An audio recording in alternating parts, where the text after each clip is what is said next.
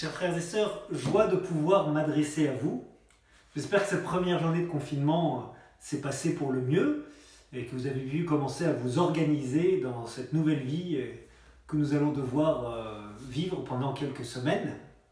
Nous, de notre côté, ce matin au presbytère, eh bien, nous avons repris le rythme de prière ordinaire avec la louange, les laudes, en célébrant la messe en priant particulièrement pour vous d'ailleurs. Et puis on a essayé de réorganiser un peu notre vie au presbytère. Nous sommes en rodage, mais j'imagine qu'il en est autant qu'il en est de même pour vous. Et durant ce temps de confinement, eh bien, nous allons avoir, je crois, une mission particulière à vivre, nous les chrétiens. Ça va être de porter la France par notre prière. Et je crois que c'est vraiment l'occasion pour nous de redécouvrir la puissance de la prière, de ne pas la minimiser. Et notre première mission, me semble-t-il, est de prier pour nos frères et sœurs, pour tous les Français, pour toutes les personnes malades, pour nos gouvernants, pour les soignants. Voilà, d'avoir vraiment un cœur de prière, ce qui n'empêchera pas bien sûr de vivre la charité en acte par tous les moyens que vous avez déjà commencé à mettre en œuvre. Pour cela, d'une manière particulière, notre évêque nous demande de vivre la neuvaine à l'Immaculée Conception. Neuvaine qui commence aujourd'hui, qui se terminera mercredi 25 mars, le jour de...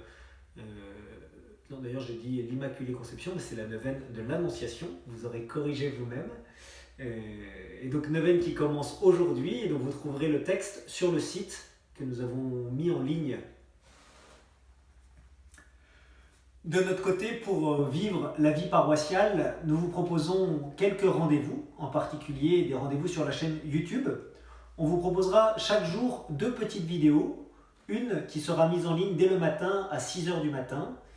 Cette vidéo, elle reprendra toujours un des textes de la liturgie du jour, avec un petit commentaire pour le jour qui l'accompagnera. L'idée de cette vidéo, c'est qu'elle dure environ 3 minutes. Et puis, tous les soirs à 18h. Alors, quand je dis tous les soirs, en fait, c'est du mardi au samedi. Dimanche et lundi, ce seront jours de relâche. Je vous expliquerai pourquoi. Et donc, tous les soirs à 18h, eh bien, une vidéo un petit peu plus longue, environ 6 minutes, qui vous donnera un point particulier, spirituel, avec un petit exercice pratique. Et je vous propose que dans les jours qui viennent, nous commencions par un petit peu un petit travail sur la gratitude. Je sais que pour certains, vous avez déjà fait le parcours gratitude. Pour d'autres, ce sera une découverte. Mais je pense que c'est vraiment une attitude profondément bénéfique pour ce que nous avons à vivre maintenant.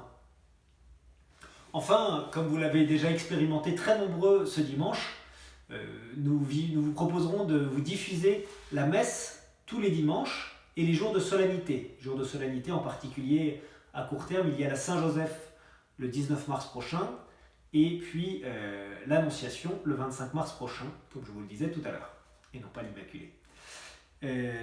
Pour cela, nous avons fait un choix technique de ne pas faire une diffusion en live pour éviter les risques techniques de bande passante. Donc nous enregistrerons la messe, on essaiera d'avoir la meilleure qualité possible. Nous travaillons avec un vidéaste professionnel, avec un ingénieur du son, et nous mettrons cette vidéo en ligne à 11h.